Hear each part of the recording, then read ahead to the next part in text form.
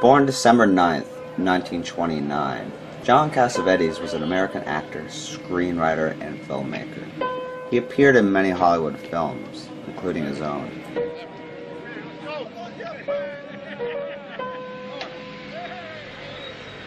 His films are noted for their use of improv in a realistic cinema verite style, a feel that's very similar to the French New Wave style.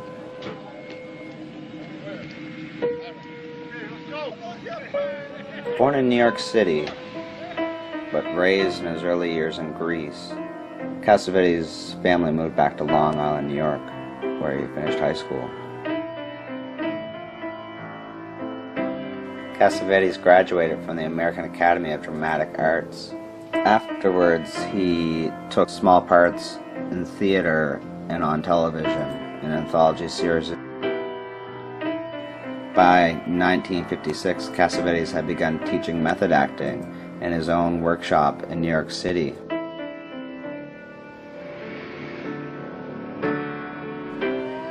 An improv exercise in his workshop inspired the idea for his writing and directorial debut, Shadow.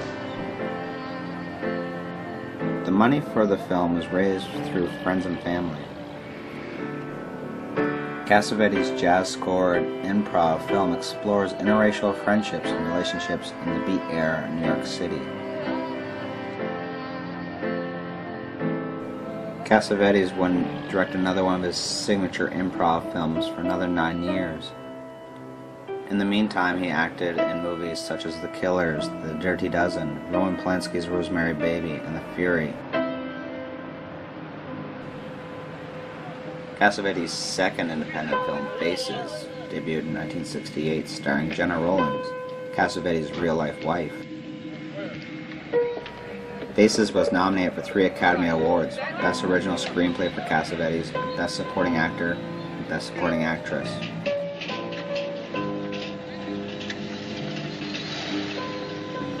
In 1970, Cassavetes directed and acted in Husbands with actors Peter Falk and Ben Gazzara.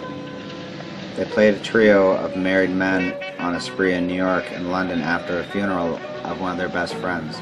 This is a very laboring film with long scenes, but really captures these characters as if they were real people.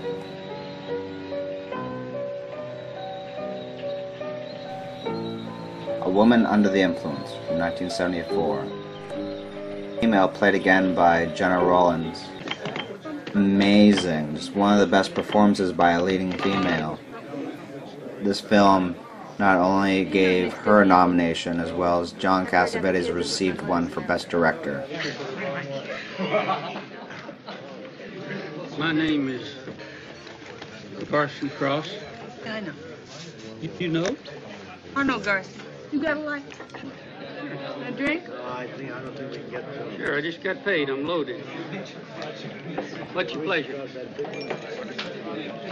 Seagrams. Seagrams and what? 7 crowns. Seagrams and 7 crowns and what? In the bottle. Bartender, give me a glass of ice.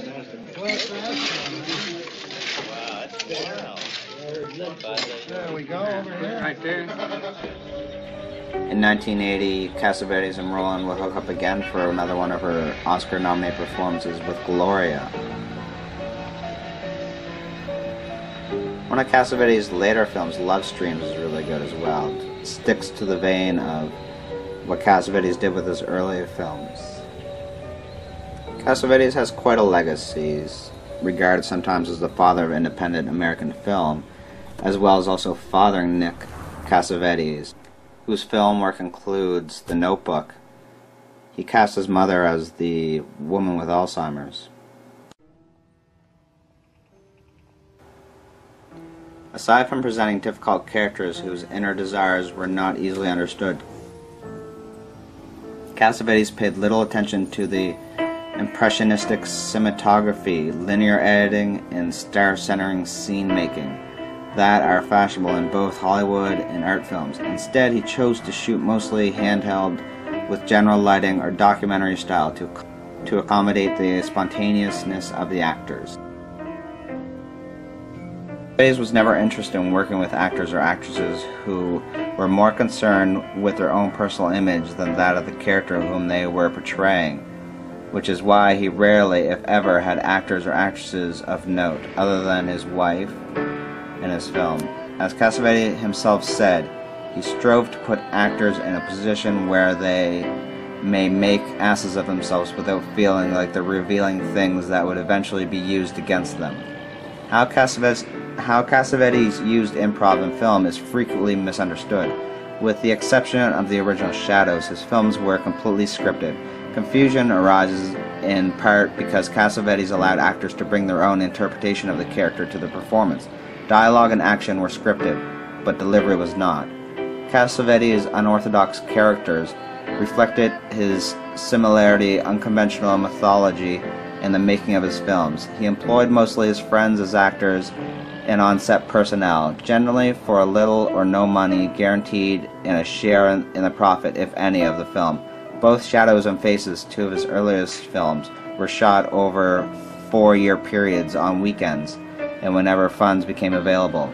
Cassavetes once said, "The hardest thing for a filmmaker or a person like me is to find people who really want to do something."